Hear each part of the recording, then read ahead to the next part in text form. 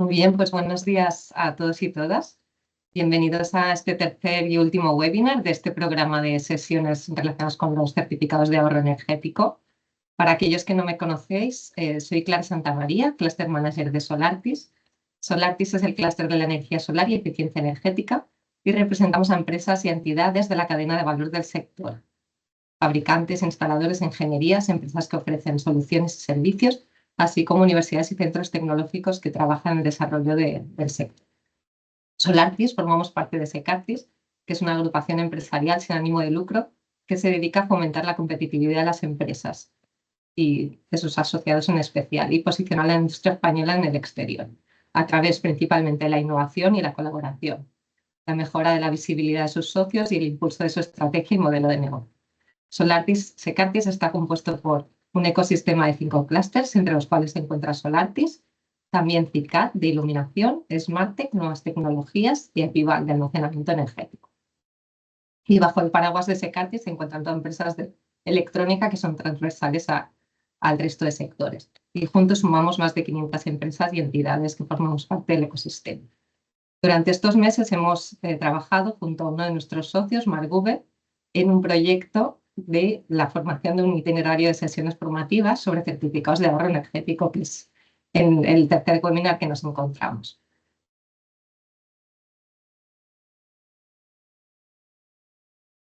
El programa consta de 3 webinars y una jornada presencial, y el primer webinar que realizamos tratamos conceptos básicos, ¿no?, del sistema CAES, cuál es la importancia como herramienta para lograr la eficiencia energética y el ahorro económico. En el segundo webinar se centró en cómo medir los consumos energéticos y en cómo realizar un plan de reducción, y se finalizó profundizando en una de las fichas concretas, que es la de la iluminación.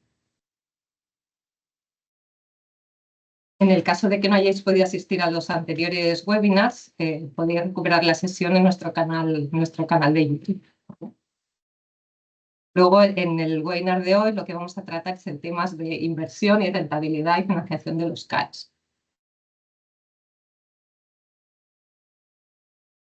Y finalmente finalizaremos con una sesión presencial en la cual trataremos conjunto todos los actores de los certificados de ahorro energético.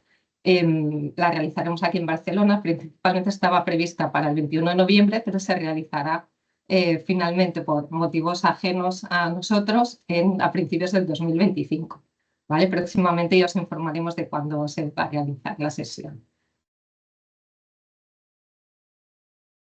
Entonces, sin más, empezamos el tercer webinar, en el cual trataremos inversión y rentabilidad del sistema CAES a través del análisis de casos prácticos. La agenda de la sesión constará de casos de éxito con cifras reales, luego de por qué es una inversión rentable para las empresas, y luego, perdonad, y luego un espacio de preguntas en el cual podéis ir haciendo las preguntas por el chat y intentaremos responderlas a todas. En el caso de que no dé tiempo, pues ya os las contestaríamos más adelante. Comentaros que, por favor, cuando escribáis una pregunta por el chat, pongáis o indicáis de qué empresa o entidad nos estáis haciendo la pregunta, porque así es más fácil dirigir las mismas.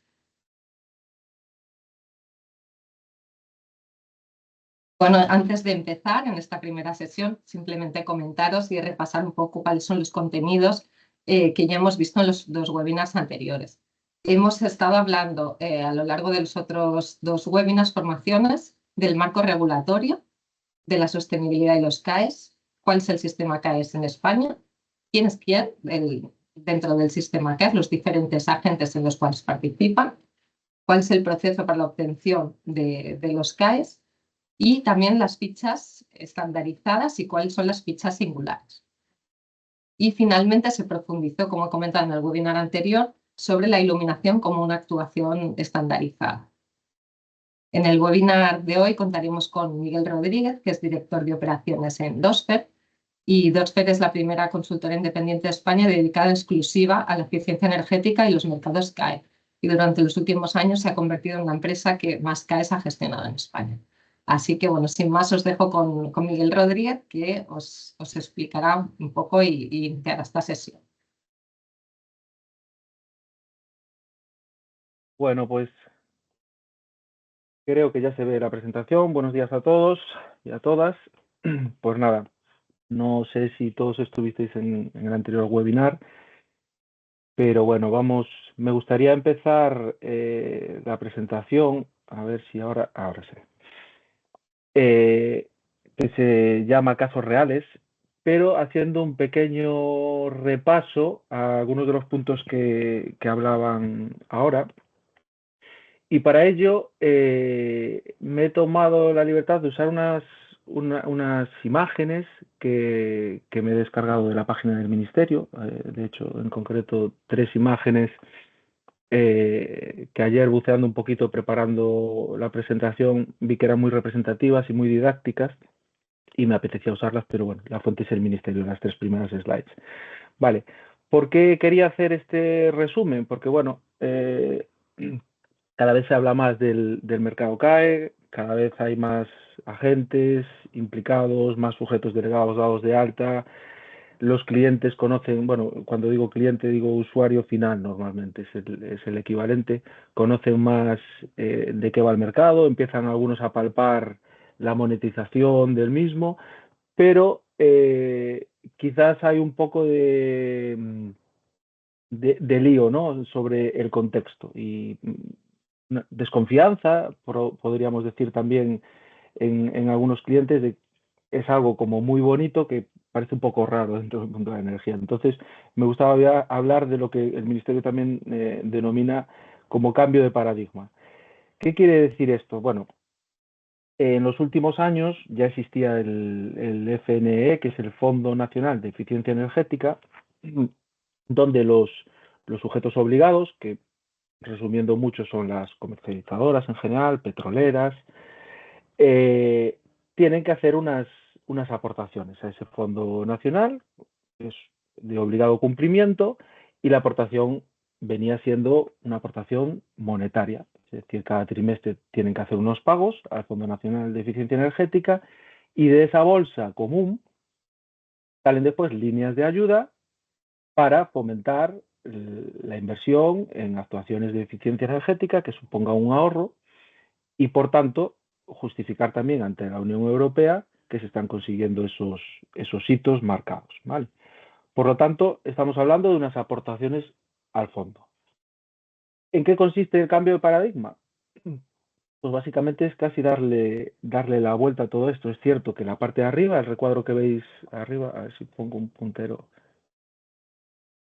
esta parte sigue existiendo, pero aparece en escena el sistema CAE, el mercado CAE, que aparece en 2023 y viene a engranar con esto de arriba, pero de una manera y con un enfoque distinto. De ahí el cambio de paradigma. Es un enfoque donde lo que hacemos es, tras ejecutar una medida de eficiencia energética, hay empresas, pues como Dosfer, que ayudamos a esos clientes, a esos usuarios finales, a montar un expediente de manera que podamos acreditar que ese potencial de ahorro es verídico, está calculado según esta nueva normativa, y alguien vendrá, que después hablaremos de nuevo de los agentes, a comprar ese potencial de ahorro, lo transformará en CAE mediante una verificación, acreditación, y lo acreditará y será una manera de tener una trazabilidad de esa medida de eficiencia energética para también poder justificar ante la Unión Europea todas estas obligaciones que tenemos como país. De manera que, ¿cómo engrana uno y otro? A ver, que no me funciona. Aquí está. ¿Cómo engrana la parte de arriba con la parte de abajo? Bueno, pues ¿por qué esto es interesante, aparte para el cliente final que vende su potencial de ahorro? ¿Por qué es interesante para los que lo compran? Porque, como las obligaciones en el Fondo Nacional de Eficiencia Energética siguen existiendo, lo que se le permite a los que compran es que parte de esas obligaciones, en vez de hacer una transferencia, vamos a decir, se pueda aportar en estos papelitos CAE que antes no existían y, por tanto, si se consigue comprar CAEs a un precio por debajo del precio de liquidación, perdón, ese gap se lo ahorran en las aportaciones. Esta posibilidad está siendo escalonada y creciente, es decir, empezamos, creo que era con un 40% el año pasado, estamos ya en un 65%, repito, el 65% de las obligaciones se pueden aportar vía CAE y seguirá subiendo hasta, creo que es el 2027, donde todo se podrá aportar con el sistema CAE. Entonces, bueno, de esto hablaremos incluso un poquito más después, pero nos podemos encontrar ante la tesitura de que como las ayudas provenientes del Fondo Nacional de Eficiencia son incompatibles con los CAEs, un usuario final tenga que elegir entre una u otra en función de cuál tiene más beneficio económico. Vamos a la siguiente. Esta transparencia, esta foto también es del MITECO y la aprovecho porque sirve para hacer este repaso inicial. Y aquí se muestran todos los agentes del sistema para seguir poniendo el foco y centrarnos de dónde estamos. En la parte de abajo de la pantalla tenemos los usuarios finales, a veces le llamamos clientes, a veces beneficiarios del ahorro, aunque realmente la norma define muy bien qué es cada agente. Lo digo porque a veces hay una línea difícil de separar entre usuario final, propietario del ahorro, beneficiario del ahorro. Entonces, bueno, esto ya se habló en casos anteriores, pero normalmente el propietario del ahorro es el que pone el dinero para la inversión. Es decir, alguien puede comprar una caldera que se instala en un cliente, el beneficiario del ahorro es el propio cliente, la propia industria, porque de esa medida de eficiencia energética hace que si antes consumían 10, ahora puedan consumir 8, se benefician de ese ahorro, pero el que puede vender y, vamos a decir, mercadear con esa energía ahorrada es el que hizo la inversión, que no siempre es el beneficiario del ahorro. Bueno, después en la parte intermedia tenemos los intermediarios, que son bastante importantes. Aquí, digamos que de alguna manera hay que conseguir vehicular ese ahorro, ese potencial hacia los que lo necesitan, son los sujetos obligados, y a través de los sujetos delegados, de empresas instaladoras, de ingenierías como puede ser DOSFER, ayudarles a los clientes a montar los expedientes, a acreditarlos y que alguien los pueda comprar. Los sujetos obligados ya hablamos bastante, son los que compran, aunque también tienen la potestad de comprar los sujetos delegados, porque los obligados delegan en ellos determinadas obligaciones para que las acrediten, hacen acuerdos entre ellos y digamos que es una manera de capilarizar, ¿no? No puede el sujeto obligado, a pesar de que hay muchos, y hay más de 300, con diferentes obligaciones, por supuesto, delegando en esos sujetos consiguen captar más CAEs y al final dejar de aportar más CAS. Por encima está los verificadores y el gestor autonómico, que son claves en toda la gestión de este mercado, porque al final son los que acreditan, verifican, miden y confirman que todo va según norma y se puede acreditar y registrar. Y por último está el coordinador nacional, que es el MITECO, que es quien es el encargado de registrarlo. Estos mismos agentes, en la siguiente transparencia, se pueden ver colocados de una manera distinta en la pantalla, y bastante representativa de cómo es el flujograma. ¿Cómo voy el tiempo? El flujograma de cómo funciona el mercado. Es decir, al final veréis que el usuario final, sujeto obligado, están ahí en la parte izquierda y hay una serie de labores e hitos que se van cumpliendo. La parte principal es identificar las actuaciones, es decir, aquí hay una labor comercial que muchas veces viene por parte del propio cliente final, es decir, yo sé que existe este mercado, fui a un webinar, sé que esto lo puedo vender, voy a montarlo yo mismo o voy a dejarme ayudar por una empresa de ingeniería, por mi sujeto obligado, es decir, la comercializadora que me vende la energía, que me está hablando también de esto, que me invita a formaciones, que viene y me comenta. Ingeniería, sujetos delegados, quien sea puede, digamos, hacer esa labor de destapar esos ahorros que hay ahí acumulados.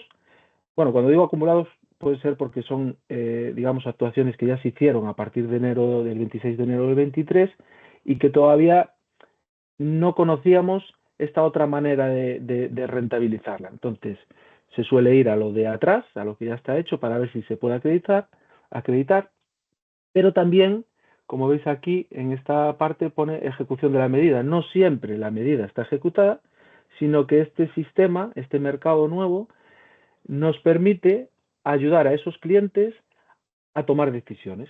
Es decir, si yo estoy planificando, por lo que decíamos, cambiar una caldera a una línea de producción para el año que viene, pues quizás alguien me pueda ayudar a calcular cuántos CAEs va a suponer eso para tomar esa decisión, porque igual la decisión es la contraria a la que hubiese decidido simplemente pensando en la amortización tecnológica.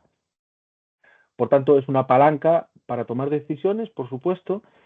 ¿Y dónde le pasas la pelota al siguiente? Pues con la firma del convenio CAE. Aquí pasas de tener ese potencial de ahorro a que alguien tenga interés en comprarlo, entonces le pasas la propiedad de ese potencial para que después pase a las siguientes fases, no menos importantes, por supuesto, porque la verificación es clave. Aquí, el que compra, y esto es importante, porque muchos clientes lo preguntan, oye, ¿cómo hago yo? ¿Qué tengo que llamar a una OCA para ver que esto es así? No, el que compra el potencial es el que por ley está obligado a verificarlo y a acreditarlo. Por lo tanto, ese sujeto obligado o delegado, que son los dos únicos que tienen la posibilidad de tener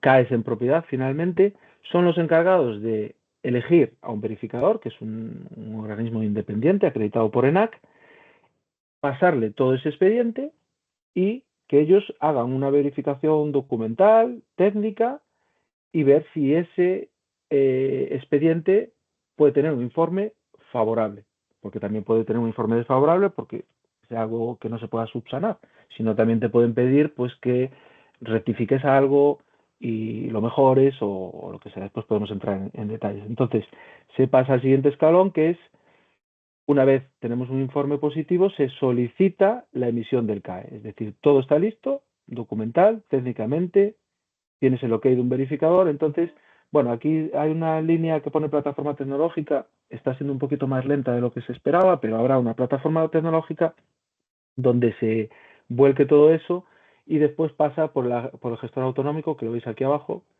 que hace una validación documental, incluso técnica, está habilitado para hacer una validación técnica de los expedientes y hacer el preregistro. Si existe algo que esté mal, pues pueden emitir un informe para que se subsane, le llega al que compró, lo rectifican, siempre puede haber algún tema de que falte alguna documentación, que una firma esté mal, bueno, hay muchos temas documentales e incluso técnicos, ¿vale? Entonces, si todo va bien, se hace un preregistro y después el MITECO lo registra definitivamente en un plazo muy cortito. En función de si son estandarizadas o no, por los plazos oscilan entre 15 y 30 días.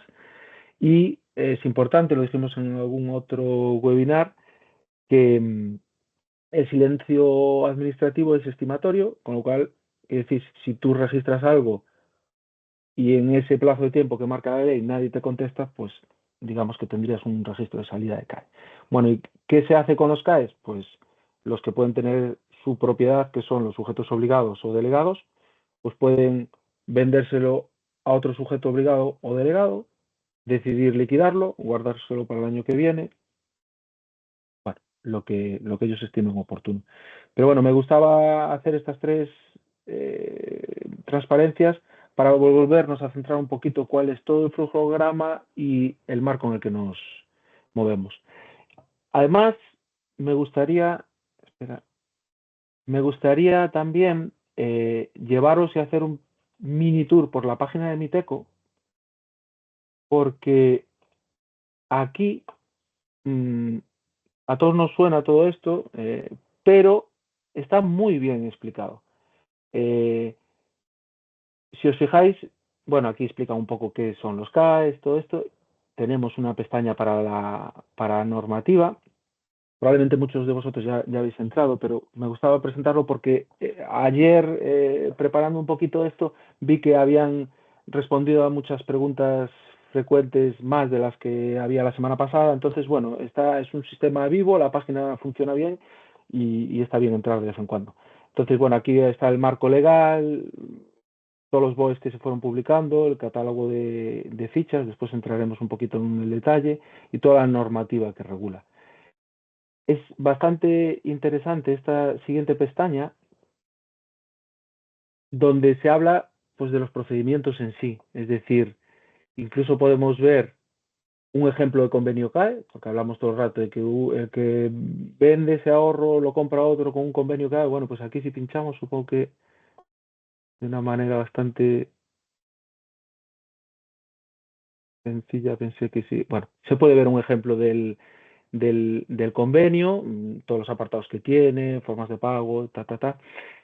Y después, por ejemplo, podemos ver aquí la solicitud de emisión, que es la página donde el sujeto obligado o delegado se tiene que meter para iniciar el procedimiento de registro, ¿vale?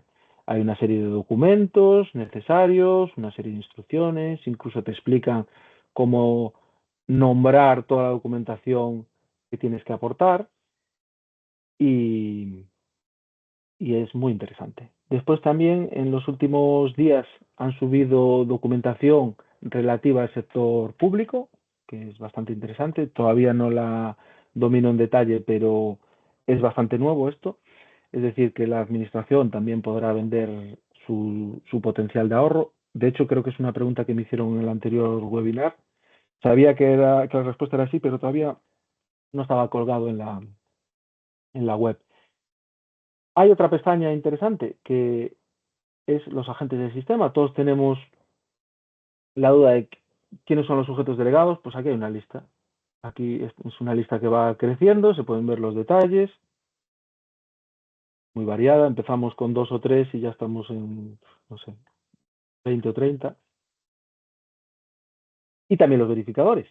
Bueno, los agentes autonómicos obviamente los conocemos, y los verificadores tenemos un buscador que te vincula con ENAC, donde puedes, bueno, entrar en el detalle de qué tipo de verificadores, porque al final hay muchos verificadores que eran pues las típicas OCAs de siempre que hay en España, y que se acreditaron como sujetos verificadores. Por lo tanto, bueno, está aquí también el listado, se puede comprobar. Decir que no todos los verificadores están acreditados para verificar fichas estandarizadas y singulares, es decir, hay más para estandarizadas que para singulares, pero bueno, hay algunos. Y después, esto es lo que le interesa muchísimo a la gente, es el catálogo de fichas. ¿Qué puedo ver? ¿Qué puedo hacer? ¿Cómo está catalogado? Y aquí si pinchamos, pues podemos ver un documento.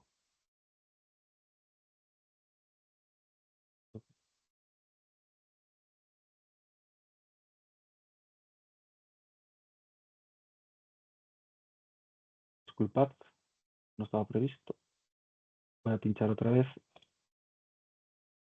Ahora. Veréis que hay diferentes sectores, sector agrario, industrial. Bueno, como no tengo la cámara, ¿se me oye bien? Sí, se te oye bien. Ah, perfecto. Es que estaba así como un silencio que digo, a ver si voy a estar hablando solo. Vale, perfecto. Catálogo de fichas, veréis que, bueno, nosotros en Dostro estamos muy centrados en el sector industrial, pero aquí podéis ver un desglose, incluso un índice donde podéis entrar en el detalle de cada una, incluso es pinchable. Bueno, aquí está, un segundito, lo que aparecerá pronto por aquí una barra a la derecha. Al estar con el Teams parece que le cuesta un poquito, pero veréis que tiene la comodidad de que cualquier ficha de las que aparecen aquí, si le damos, nos lleva a ella justo, y entonces la podemos leer, ver los requisitos y después entraremos en algún detalle más de esos. Entonces, creo que me queda una cosita. Las preguntas frecuentes. Aquí después, bueno, habrá muchas preguntas, supongo, o no, no lo sé. Pero en preguntas frecuentes también tenemos la posibilidad de leer respuestas a prácticamente el 90% de las dudas que nos surgen, y está muy bien. Es un apartado muy vivo que yo creo que todas las semanas lo van actualizando y nos saca de muchas dudas relativas a muchas cosas, como si un leasing o un renting puede aplicar, si el cliente puede vender los ahorros directamente, bueno, muchas cosas que después entraremos en detalle. Vale, después de hacer este repaso a la web, que espero os haya ayudado para entrar en el futuro, pues vamos a hacer algunos casos prácticos de actuaciones estandarizadas y singulares. Como habíamos dicho en algún momento, las estandarizadas al final son algo que es replicable, repetitivo en la industria, de manera que se establecen una serie de fórmulas que faciliten digamos, la acreditación de los ahorros.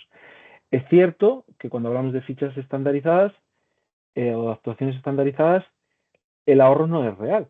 El ahorro es el calculado según la norma, según las tablas que te marque la norma, según la fórmula que te marque la norma, a veces incluso con las horas que te marca la norma de funcionamiento, con lo cual, para bien o para mal, puede diferir, a veces incluso mucho, de la realidad del ahorro que implica esa medida. Hay muchas fichas relativas al frío, al calor, hay algunas de aire comprimido, iluminación, como vimos en el otro webinar, variadores de frecuencia, que por lo que nos llega se va a cambiar en breve esta ficha, y después está la parte de las actuaciones singulares. No sé, quizás podríamos incluso ver, no sé si aquí, sí. Aquí, bueno, si os fijáis a la derecha, dentro del sector agropecuario, pues hay un par de ellas. Nosotros estamos muy centrados en el sector industrial y si os fijáis, pues hay desde centrales frigoríficas, equipos concretos como unidades condensadoras, sustitución de motores, recuperación de calor en diferentes sistemas. Y bueno, yo creo que al final, es decir, eso, las fichas estandarizadas tienen un protocolo, supuestamente una guía para calcular el ahorro. Esto no quiere decir que sea fácil, porque a veces parece que con aportar 2 o 3 datos en una ficha estandarizada ya está acreditado, pero no es así. Vale, ahora yo creo que nos podemos meter en el detalle de algún caso práctico. Vamos a tocar la ficha de cambio de motores. Aquí pongo, bueno, por protección de datos, obviamente no puedo poner nombres de clientes ni precios, pero sí algo representativo dentro del mercado, como veremos ahora. Entonces, bueno, aquí pues se trata de un cliente que consume, bueno, esto es un parámetro bastante usado en la comercialización, en la usual consumo anual, en este caso de electricidad.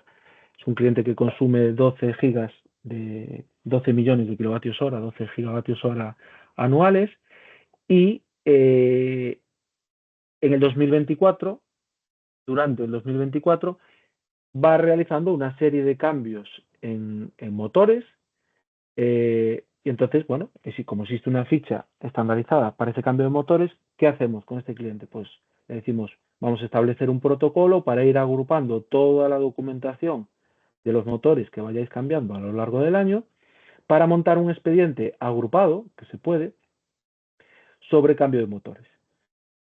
Habría que decir que se puede agrupar incluso expedientes que no tengan que ver con la misma ficha, siempre y cuando las actuaciones estén dentro del mismo año y en la misma comunidad autónoma. Pero bueno, eso ya son detalles un poquito de la norma. El caso es que no es necesario que cada motor que cambie hacer un expediente y acreditarlo y verificarlo, porque entre otras cosas podría suceder que un expediente de un cambio de motor ni siquiera llegue al mínimo como para poderlo verificar. Y aunque llegase al mínimo, quizás no sería demasiado interesante para el que compra, porque al final el que compra es, como decíamos, el encargado y el que está obligado a verificarlo y a pagar la verificación. Las verificaciones, pues hay una oferta para realizar la verificación, tienen que pagarlo. Entonces no es lo mismo verificar algo estandarizado para un expediente de 50 megas, que roza el límite del mínimo, que para un expediente de 5 millones de kilovatios hora.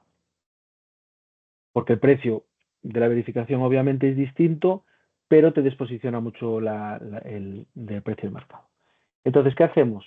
Pues agrupamos todos estos motores de determinadas potencias. Si os fijáis en la ficha estandarizada, que ahora entramos en la web también, vemos que simplemente hay una fórmula, ¿vale?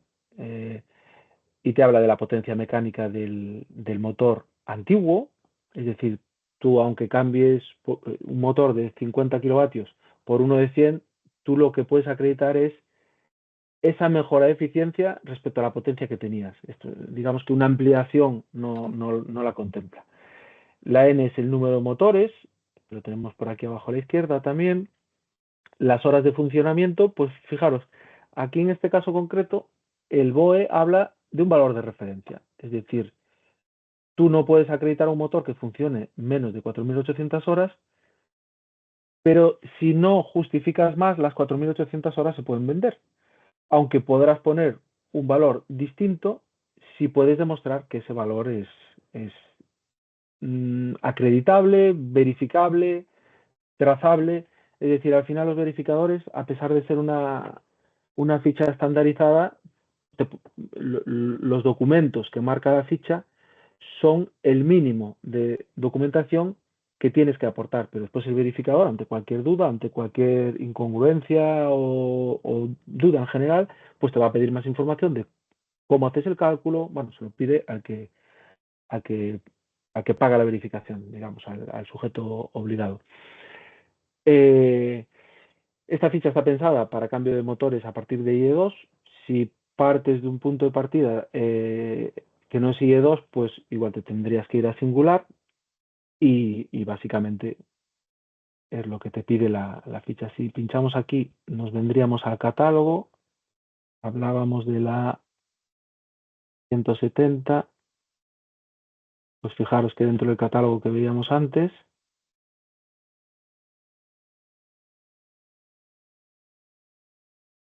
perdonad,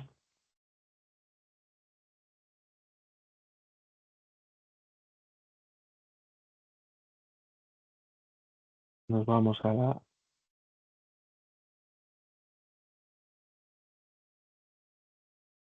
aquí.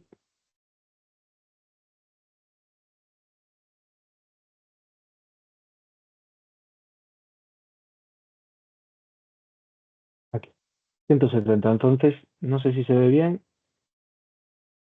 pero bueno, te dice 170, sustitución de motores eléctricos. Van cambiando las versiones a medida que se van, bueno, de hecho, está en previsión de aquí a final de año probablemente mejorar algunas fichas del catálogo, matizar ante dudas que pueden surgir y interpretaciones, pues las van depurando y mejorando.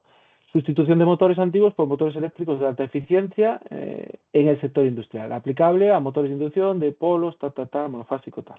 Entonces,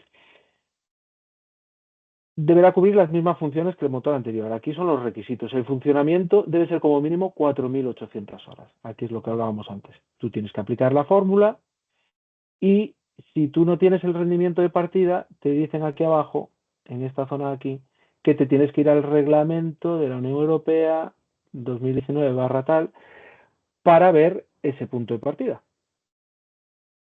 Entonces, aplicas la fórmula, rendimiento antiguo, rendimiento nuevo, multiplicas por las horas, por el número, por la potencia y te da unos ahorros, que agrupadamente te sale un expediente de 194 megas. Esto es algo que nos gusta ver a todos, o sea, tomando una referencia de precio de 100 euros megavatio hora, es una referencia que se suele usar aunque en los últimos tiempos está por encima este precio, pero bueno, para tener una referencia y fácil de multiplicar, estamos hablando de que por esta sustitución de motores agrupada para el año 2024, pues este cliente recibe unos ingresos de 19.440 euros.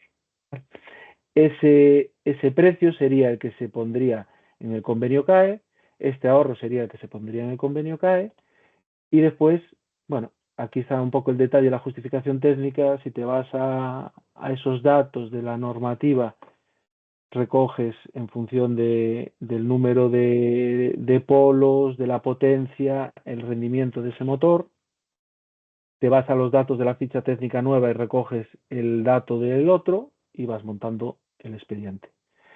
En la justificación documental, se podría ver también en el enlace del ministerio, pues al final te piden que cubras esa ficha con los cálculos, que es el PDF que veíamos enlazado, una declaración responsable formalizada por el propietario.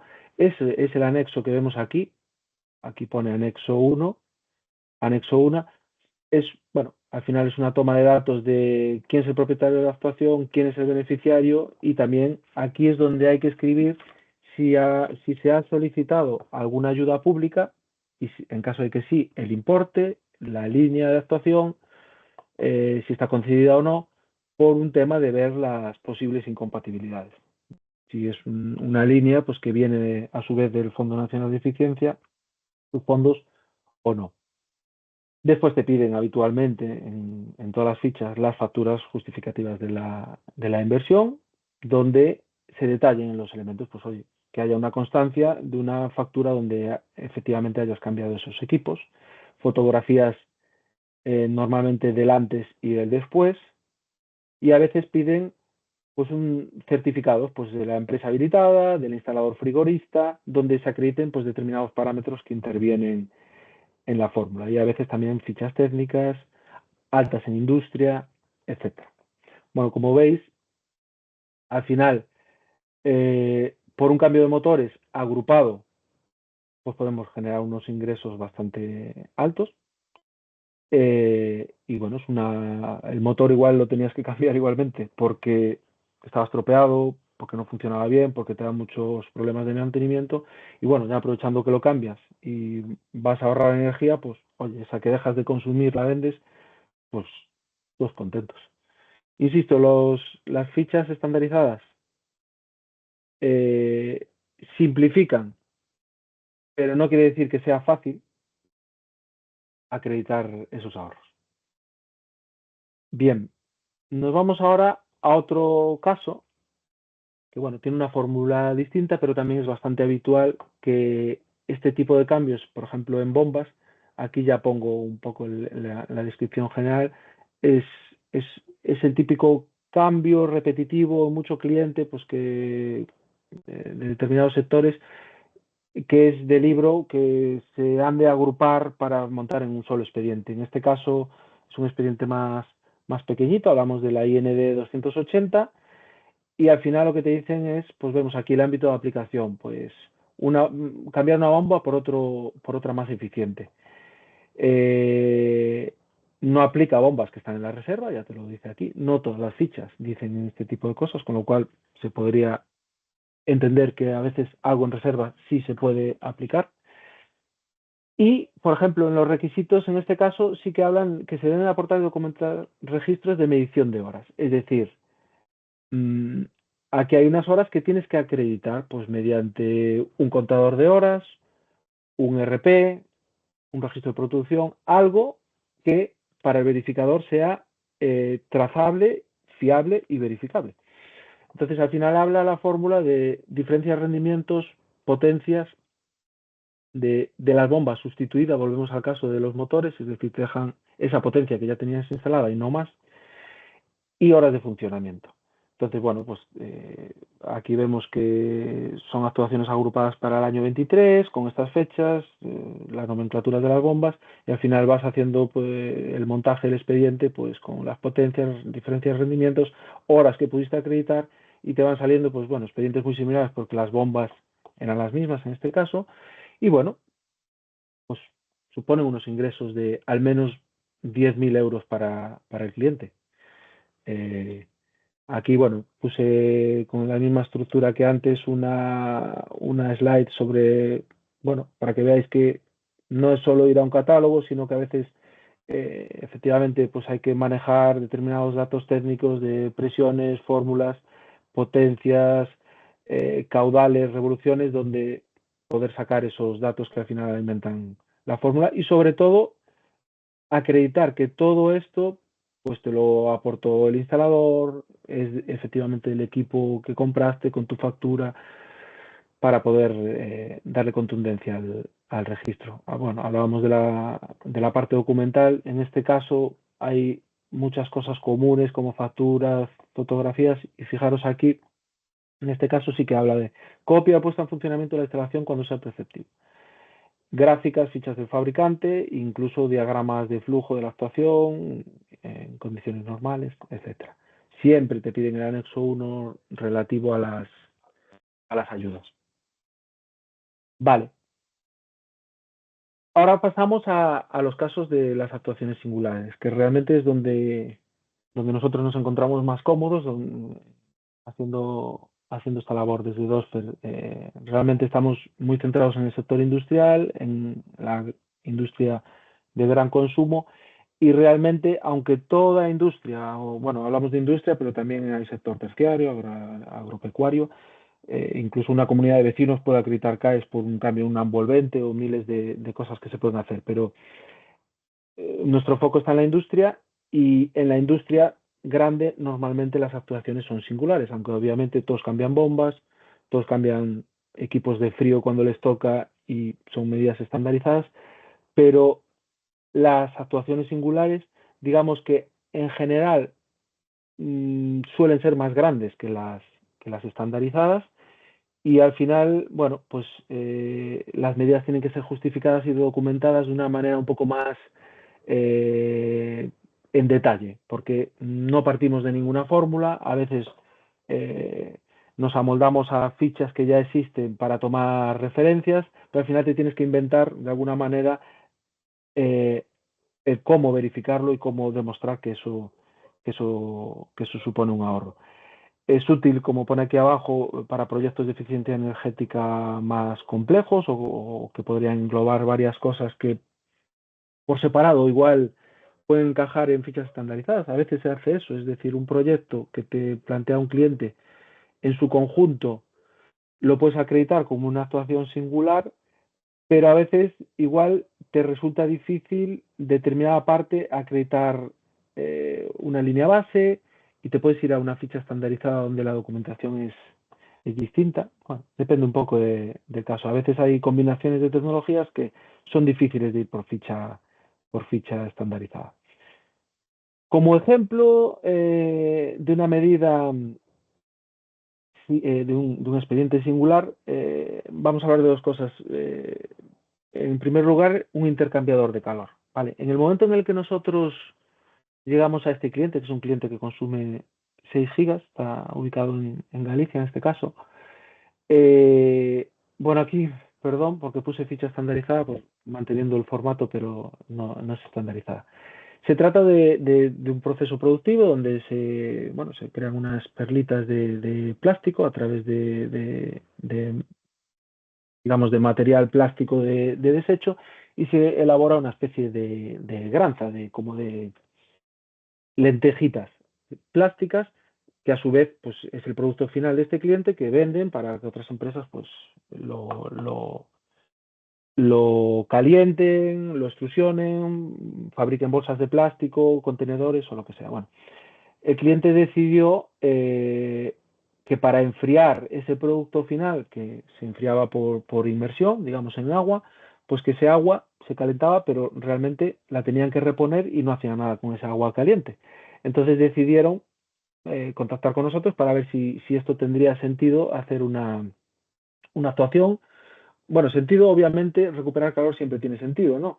Pero si aún encima, por vía CAES, consigues recuperar parte de la inversión, pues la jugada te sale mejor. Entonces, efectivamente, le dijimos al cliente que sí, que era posible, porque veíamos que tanto por una cuestión de lógica ingenieril pura, un agua caliente, al final si mides el caudal, el calor específico del agua, el delta T, es decir, el salto térmico que puedes conseguir con ella y unas horas de funcionamiento, al final es energía. Entonces, si hay una inversión, hay un ahorro de energía que antes no recuperabas porque enfriaba, digamos, con agua de red y la tirabas, pues hay inversión, hay ahorro de energía, hay que intentar acreditar la trazabilidad de ese ahorro e intentar venderlo. O sea, encaja en norma perfectamente. El resultado, que ahora explicaremos un poco más en detalle, el resultado fue una actuación de 1,3 gigas, que a 100 euros megavatio horas, manteniendo la misma referencia, hablamos de unos ingresos para el cliente de 130.000 euros. Vemos que este webinar ponemos ya algún detalle de los ingresos que puede suponer para el cliente final.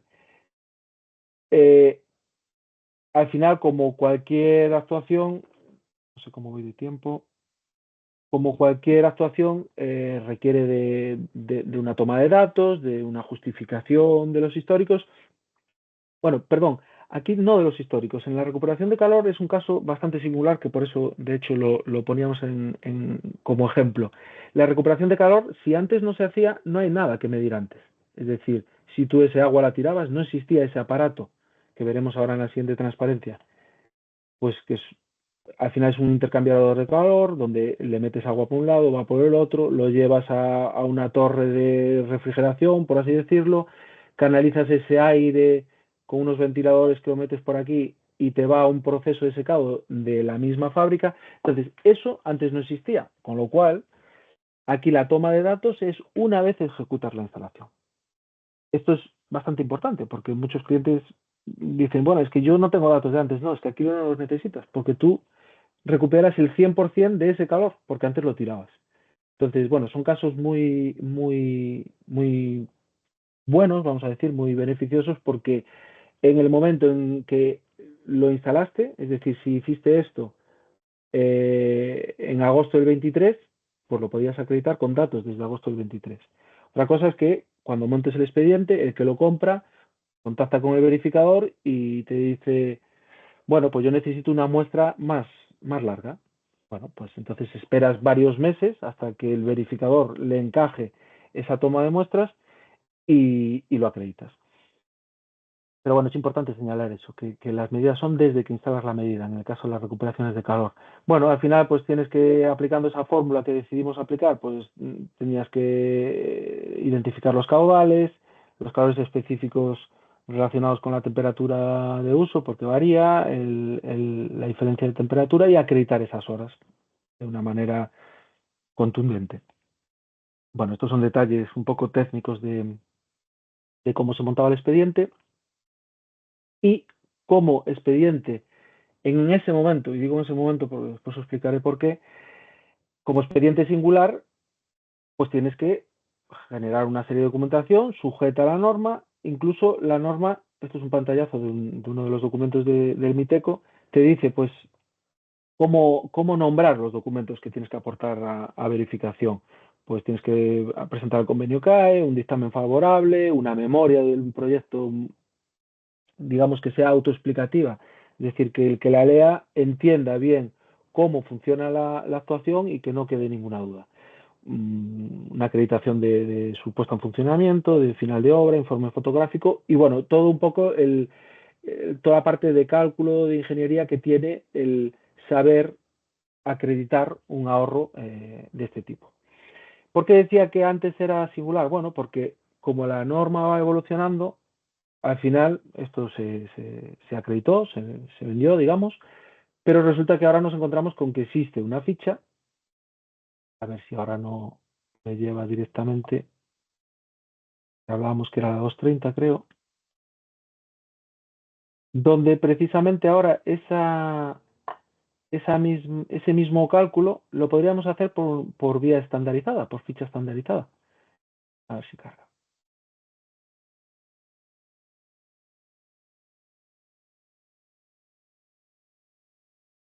230, aquí. Recuperación de calor desde procesos exotérmicos a otros procesos endotérmicos de la misma planta.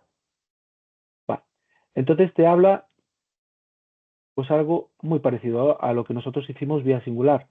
Te dice que el ámbito de aplicación es para, bueno, uno o varios recuperadores de calor de procesos que ceden energía para llevarte ese calor a unos procesos que necesitan energía. Se habla de flujo primario, secundario, bueno, un poco de detalles técnicos de dónde medir, si en el primario o en el secundario. Y después te dice, te pone determinados condicionantes. La instalación deberá tener implantados funcionando equipos de medida de energía, horas de funcionamiento y caudales básicos. Bueno, pues ahora ya hay una hoja de ruta. Es decir, antes ibas a un cliente un poquito más, vamos a decir, a pelo, es decir, oye, creo que tendrías que hacer esto, creo que así lo podemos acreditar. Ahora ya tienes una norma, dice el cliente. Es que yo tengo un recuperador de calor, pero claro, no estoy midiendo el delta T. Bueno, pues lo pones y a partir de ahora lo mides. Es que no estoy midiendo las horas, pues tienes que poder acreditarlas, como pone aquí. Es que el caudal, bueno, pues lo instalas todo esto y puedes aplicar esta ficha pues cuando haya un muestreo suficiente que se pueda acreditar. Entonces, si os fijáis, resultó que la fórmula que habíamos aplicado era exactamente la misma que sacaron después en la ficha técnica, simplemente que en el denominador le metieron algo que maximiza, incluso por ficha estandarizada, el ahorro. Es decir, te dice que la demanda de energía debe ser igual o superior a la energía aportada por el recuperador de calor instalado. No se admitirá que el aporte de calor que supere la demanda del proceso endotérmico. Es decir, si tú calientas agua en una caldera, por ejemplo, para baldear el suelo con agua templada para limpiar, y esa caldera gasta 10, es decir, si tú recuperas de calor 8, vale, pero si recuperases 12, no te dejarían venderlo por esta ficha estandarizada. Es decir, tienes que recuperar calor y ayudar, por ejemplo, a esa caldera a deslastrar su carga, es decir, a que consuma menos gas, porque ese calor que antes lo producías con vapor en esa caldera, ahora lo traes de otro proceso dentro de un mismo anillo térmico. Entonces, en ese denominador pones el rendimiento de esa caldera que va a funcionar menos o a menos carga y te maximiza un poquito el ahorro. Entonces, bueno, al final lo que hablábamos antes, tienes que acreditar una serie de variables y para poderlo acreditar ante un verificador. Por último, quería hablar de un caso de una sustitución de quemador en una caldera de combustión. Se trata de una caldera de combustión que no es de gas, aunque efectivamente existe ahora mismo una ficha, bueno, ya existía desde el principio una ficha de cambio quemador modulante de gas, es decir, un quemador de gas por otro gas más eficiente, ya existía una ficha. En este caso, el combustible de partida es distinto, pero obviamente hay una mejora en el rendimiento y un ahorro de energía final, con lo cual se puede acreditar. Para acreditar algo así, ya no estamos en el caso de la recuperación de calor. En este caso estamos hablando de que hay que seguir un protocolo IP-MVP, que al final, supongo que muchos conoceréis, es establecer una línea base sobre el consumo previo y compararlo con la situación después de implantar la medida. Para ello, bueno, pues esto todavía es más exhaustivo, aquí sí que tienes que venir al dato de atrás, es decir, necesitas un registro de 1 o 2 años, en este caso fueron 2 años completos, con el detalle de vapor, caudalímetros, temperaturas, y montar muy bien el expediente para poder demostrar esos rendimientos de atrás, ese rendimiento medio, y poderlo después, una vez instalas este nuevo quemador, demostrar que en una toma de datos posterior a la instalación del mismo, el rendimiento ha mejorado, con lo cual puedes acreditar este ahorro de energía. En este caso fue una medida de un cliente un poquito más grande, relativa, bueno, aquí son las fechas en las que se hizo el cambio de quemador, y al final pues dio un ahorro energético ya bastante considerable, que es 1,7 gigas, es decir, hablamos de 171.000 euros de ingresos para el cliente, que bueno, siempre vienen bien, ¿no? Para poder acreditar toda la inversión. Bueno, aquí había, aparte del cambio de quemador, cambio de caldera, más cosas que incluían esta actuación, perdón. Bien, como conclusiones, bueno, pues estos casos de éxito demuestran que puede haber un impacto positivo en el mercado CAE en diferentes sectores y procesos. Y no sé si me toca ahora hablar un poco ya seguido o hay algo intermedio de por qué es Y una inversión rentable. si quieres, Miguel acaba y luego vemos las Sí, preguntas que ya tenemos bastantes en el chat. vale, muy bien. Bueno, ¿por qué es una inversión rentable? Pues bueno, como estuvimos hablando, al final, cuando decides hacer algo que muchas veces no lo asocias directamente con una actuación de eficiencia energética, pero lo tienes que hacer, al final esto ayuda a que ese payback se acorte al meter todos estos euros también en la costelera, perdón. Al final es una manera en la que Europa y los países y los Estados miembros fomentan que se invierta en eficiencia energética, en hacer lo mismo pero consumiendo menos, y es un puente obviamente, hacia la sostenibilidad, que es un concepto mucho más holístico, más macro sobre, bueno, buscar ese equilibrio a largo plazo entre los recursos del planeta y las necesidades que se tienen en la industria, por ejemplo. A su vez, hay un cumplimiento normativo que atender y unas normas medioambientales y, como no, y cada vez más, muchos clientes, a su vez de otros clientes, pues les exigen, ¿no? que sean más verdes, que sean más respetuosos con el medio ambiente, de manera que mejora también la imagen corporativa, atrayendo consumidores, inversores y socios. Un último repaso, esto viene también del anterior webinar, es una transparencia común. Bueno, hay unos expedientes mínimos de 30 megavatios hora. Hablábamos de la doble amortización por esa parte tecnológica y los euros que vienen de los CAEs. No es una subvención, insistimos, es compatible con subvenciones, siempre y cuando no vengan del Fondo Nacional de Eficiencia Energética y no está ligado a la inversión. Se puede dar la casualidad de que inviertas 10 y recibas 12 vía CAES. O incluso que tengas que elegir, como hablamos antes, entre desestimar una ayuda por quedarte con los CAES o no. Simplemente, pues igual es un expediente complejo de justificar y te quedas con esa ayuda que te habían concedido o que tienes pedida y que al final te concederán. Bueno, espero no haberme extendido mucho y haber sido claro con estos dos mundos de las estandarizadas y las singulares, un poquito entrar en las tripas de cómo se acredita, el porqué y el contexto global. Y ahora, Muchas si queréis gracias. hacer alguna pregunta, pues que no sean muchas. Perfecto, muchas gracias, Miguel. No, creo que lo has explicado muy bien y le has dedicado el tiempo necesario y nos queda media horita para poder responder algunas de las preguntas. Entonces, bueno, todas las preguntas, obviamente, si podemos. Entonces empezamos por aquí por el chat. En el caso de que las queréis hacer de viva voz, podéis levantar la mano y hacerlas directamente vosotros, ¿vale? La primera es de Javier de la Morera y pregunta, buenos días, en el caso de fabricantes de motores y variadores de velocidad, ¿dónde se enmarcan en el tema de CAES? ¿Qué cambiará en la ficha de variadores de frecuencia? Pues, la verdad que no sé responderle. Todavía no tenemos ese dato. Parece que los tiros van por... eh, bueno, mira, de hecho, yo creo que así de memoria no me la sé, pero quizás, no sé si todavía estoy con mi presentación, entonces estáis viendo Sí, la web. estamos Sí, viendo la web del Miteco. pues mira, vamos a intentar ir al catálogo de fichas, en concreto al de variadores. A ver,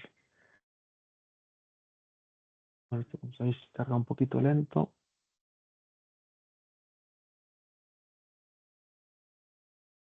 Vamos,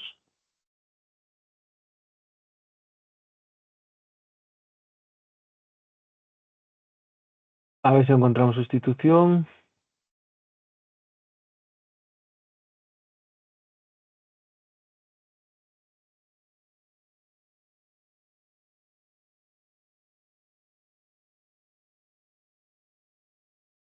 Aquí está, en la 240, implantación de variador de velocidad.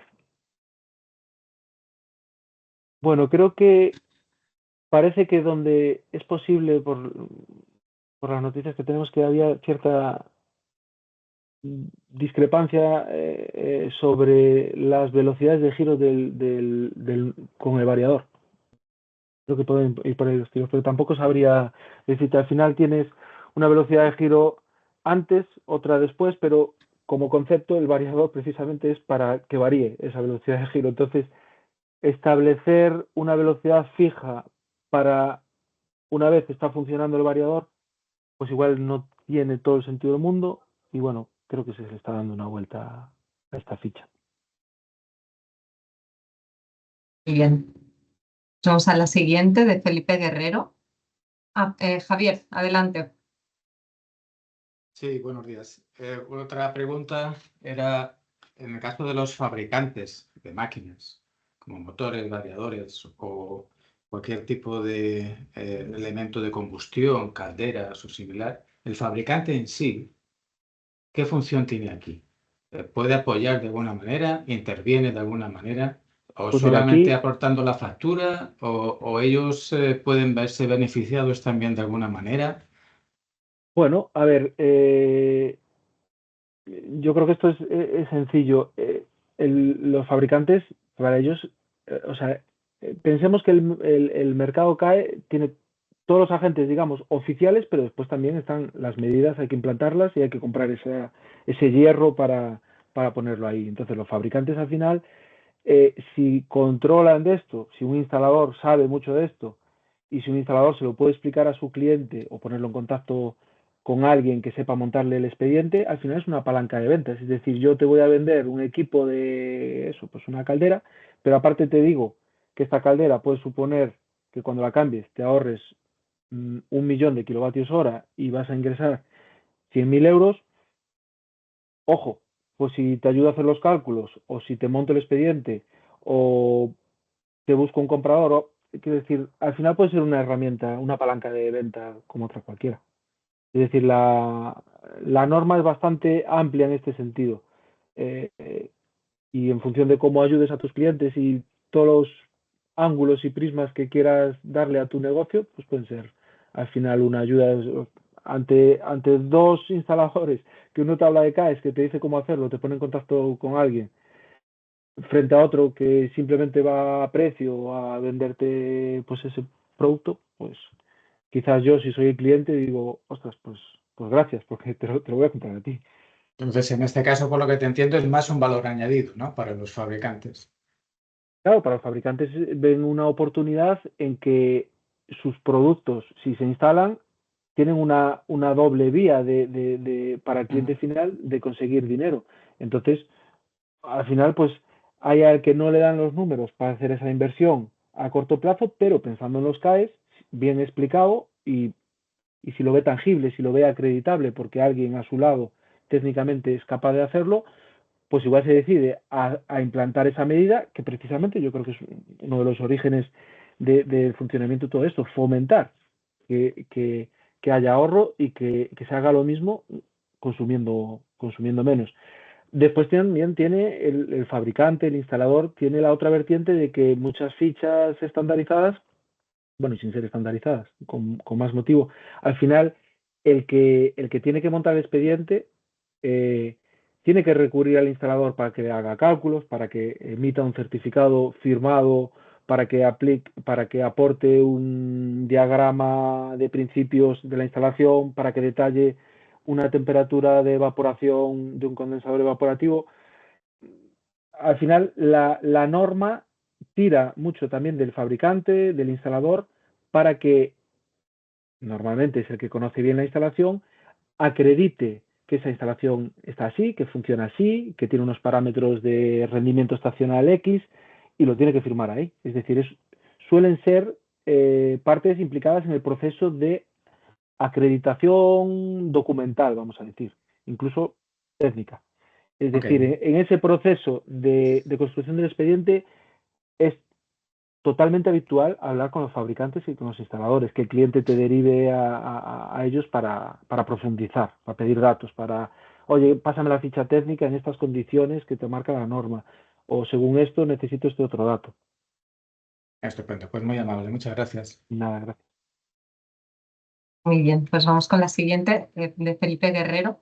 En el caso de las fichas en las que se establecen unas horas de funcionamiento estándar anual, ¿cómo se puede acreditar más horas de uso de las establecidas en la ficha?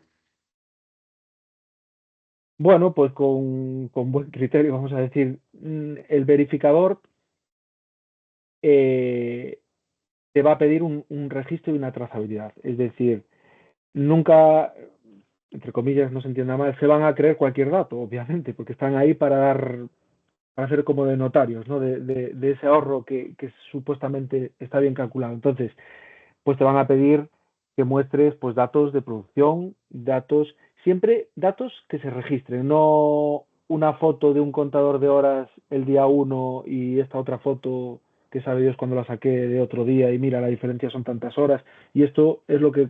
No, tiene que ser algo que sea descargable, registrable y que esté registrado. Es decir, no vale con monitorizar algo, sino que esa monitorización quede registro, que ese registro sea accesible, que esos históricos sean accesibles e incluso cuando hablamos de fichas de proyectos singulares, el verificador está obligado a ir al campo.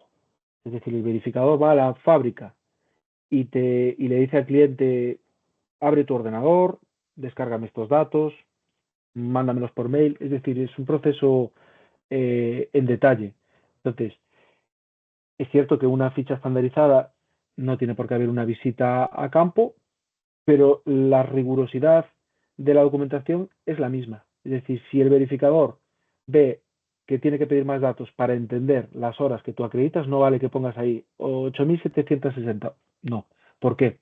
Si te sales de la norma, es decir, por ejemplo, en iluminación, en el anterior webinar, hablábamos de, no recuerdo si eran 4.000 horas o 5.000 horas en industria, pues establecen una serie de horas, pues que igual tú usas menos horas esas luces o más, pero la norma te marca esas horas. Si quieres acreditar más o menos, no creo que quieras acreditar menos, tienes que demostrarlo, pero de manera fehaciente, no hay cualquier cosa. Muy bien. La siguiente pregunta es de José Manuel Rodríguez, de Orbis. Dice que disculpad si esta consulta se ha resuelto en anteriores webinarios, que no pudo asistir.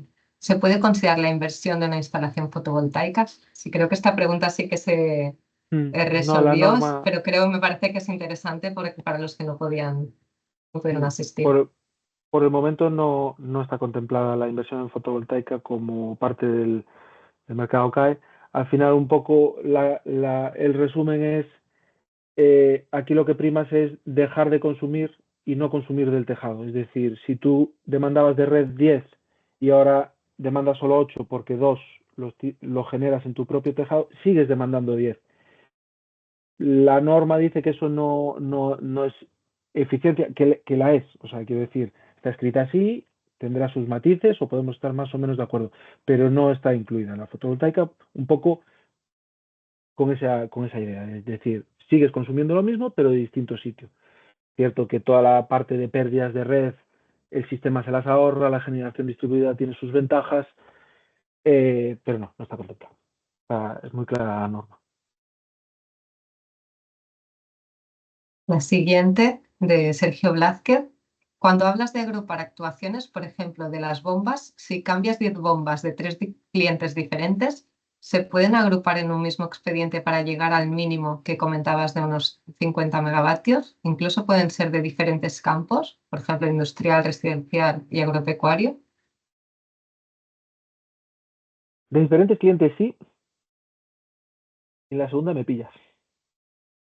Creo que sí, pero sí que es cierto que se pueden, casi me aventuraría a decir que sí, igual alguien de los que están escuchando lo sabe mejor que yo, disculpad, pero sí, de diferentes clientes sí, no es lo más habitual.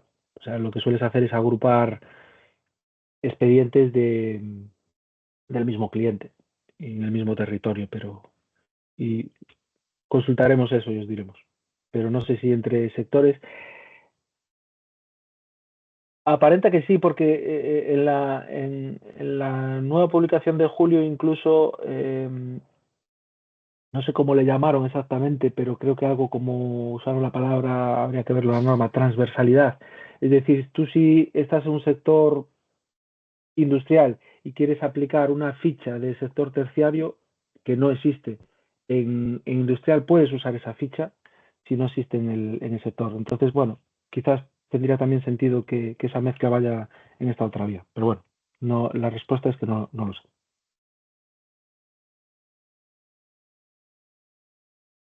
La siguiente de Felipe Guerrero. En el caso de que se implante una caldera de vapor con quemadora GLP, donde esta nueva caldera va a sustituir a una muy antigua con quemador de hueso de aceituna, cuyo rendimiento es pésimo. ¿Existe para estos casos una excepción por tratarse de un cambio de biomasa por combustible fósil? A ver, aquí lo que se acredita es ahorro de energía final, con lo cual vía singular es un expediente que puede encajar, que habría que entrar mucho en el detalle. Pero al final, si mejoras el rendimiento, tengamos en cuenta que esa pregunta sí salió en el anterior webinar y sí están contemplados los combustibles fósiles. Habría que verlo, habría quizás que hacer alguna consulta específica al verificador y al MITECO, incluso al agente autonómico, pero a priori parece que puede entrar en norma. Muy bien, vamos con la siguiente. Eusebio Bellón. Perdonad si ya se ha resuelto esta duda con anterioridad. ¿La administración pública se puede favorecer de los CAEs? Pues sí, la respuesta es sí. Es cierto que es una pregunta que se había hecho en el anterior webinar. La contestación fue la misma, pero como os decía antes, fijaros, procedimientos, creo que seguís viendo mi pantalla, ¿no? Sí. Sí. Si os fijáis aquí, a la derecha abajo, no sé si se ve, modelos de pliegos para el sector público con CAE. Todavía no lo conozco en detalle, no he tenido tiempo de entrar en muchos detalles, pero se habla un poco de las empresas de servicios energéticos, modelo de pliegos para, o sea, sí, la respuesta es sí. ¿En qué modalidad? Habría que entrar en el detalle, si va vía licitación, si va vía cesión de ahorro, pero es lo que decía la web y el ministerio está bastante activo con todo esto. Y esta publicación, digamos, esta parte de administración pública, pues yo no veo que por aquí ponga la fecha de cuando se colgó, pero no creo que haya más de, no sé, 2 semanas. Es bastante reciente, pero la respuesta es sí. Y como contesté también en la otra webinar, añado, y menos mal, porque se supone que esa ejemplaridad que tiene que marcar la administración, pues tendría todo el sentido que puedan vender su potencial de ahorro y den ejemplo al sector privado también. Perfecto. Luego una pregunta más que nos queda en el chat de David Palomares, de la empresa Palomares Consultores. En caso de que un cliente quiera invertir en una nueva nave industrial, si esta nave es más eficiente energéticamente que la media de las naves de este sector, ¿existe la posibilidad de acceder a los CAE? En principio, no. Pero fijaros,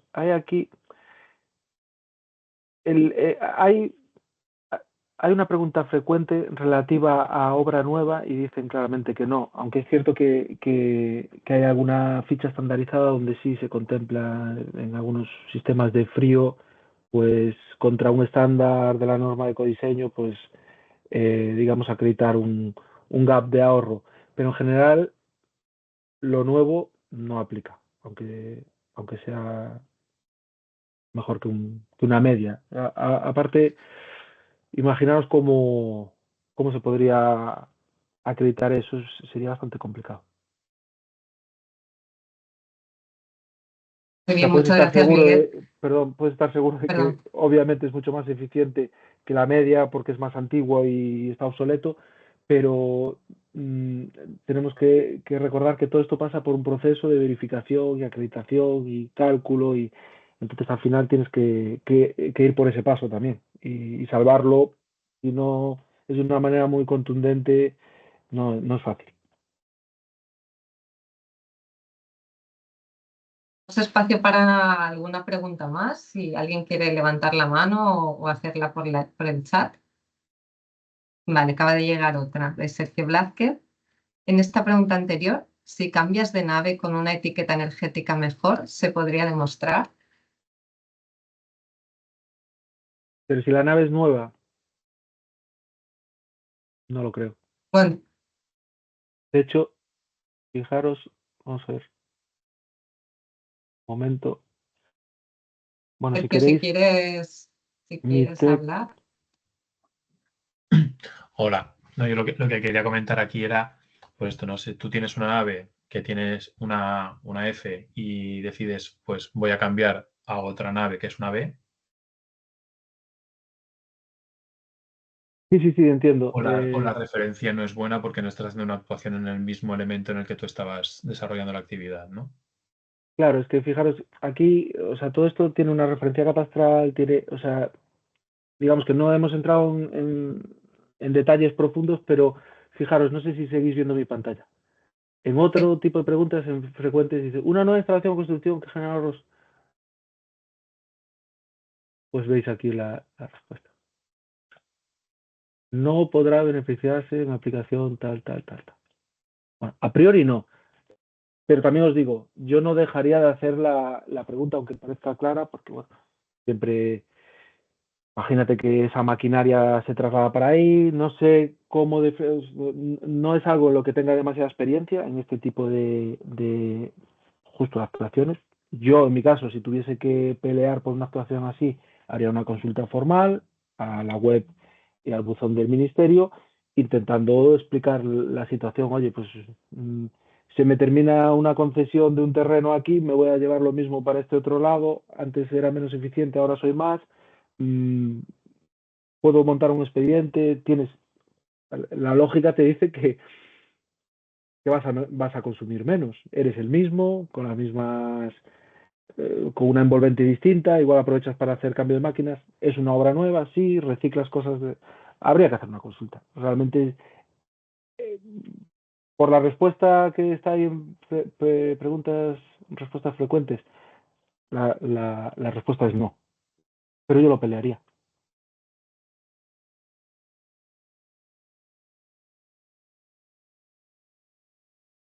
Muy bien. No sé si alguien más tiene alguna otra pregunta. No, yo tenía alguna pregunta, Miguel. Quería saber, por ejemplo, desde qué fecha se pueden vender en el mercado las actuaciones en el mercado CAE.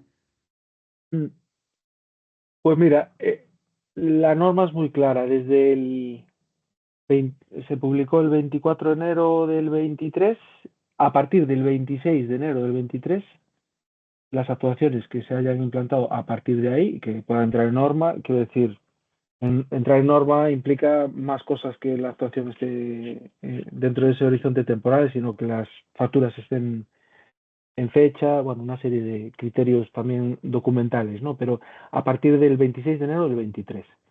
Y El 23.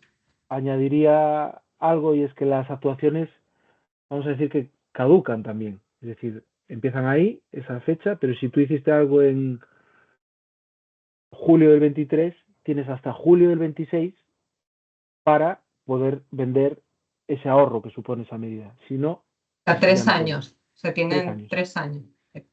Ujú. Vale. Y diría más, completo, la validez del CAE empieza a contar cuando se instaló la medida. Es decir, si tú instalas una medida, eso, en julio del 23 y tardas un año en venderla, ese CAE le quedan 2 años de vida, porque una cosa es el tiempo que tienes para venderla y después la vigencia de ese CAE. Es decir, ese CAE es un papelito que o lo liquidas o lo vendes o te caduca también. Y la fecha de inicio de esa caducidad y esos 3 años de caducidad empiezan cuando se implantó la medida. Muy bien. Perfecto. ¿Alguna pregunta más? Tenemos todavía 7 minutos. Si queréis hacer alguna pregunta adicional.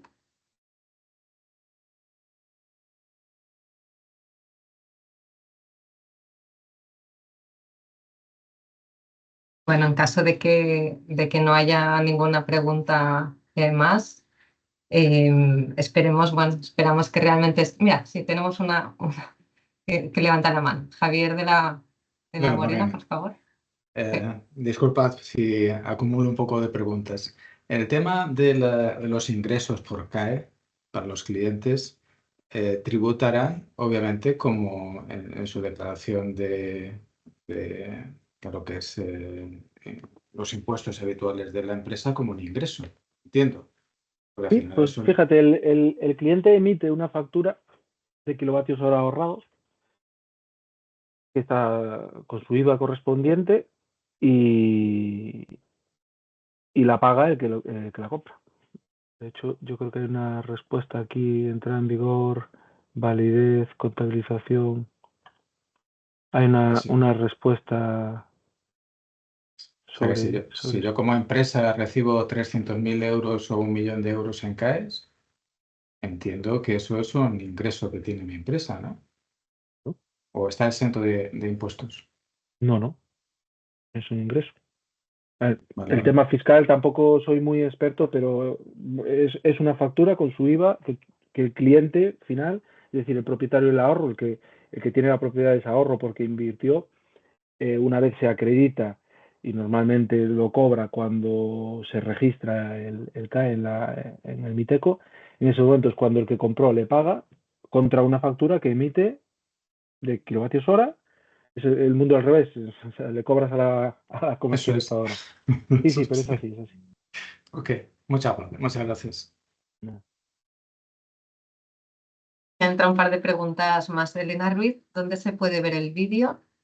¿Te refieres al vídeo de esta sesión o de las sesiones anteriores?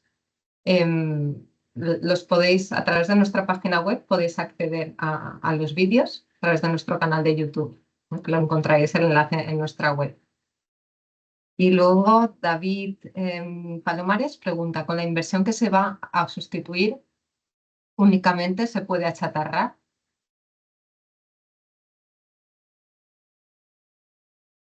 No. No es como esto que hay como el plan para los coches, ¿no? Que tienes que acreditar que chatarras, ¿no? Aquí no. No, simplemente sustituyes algo inviertes en algo que es más eficiente que lo anterior y ya está.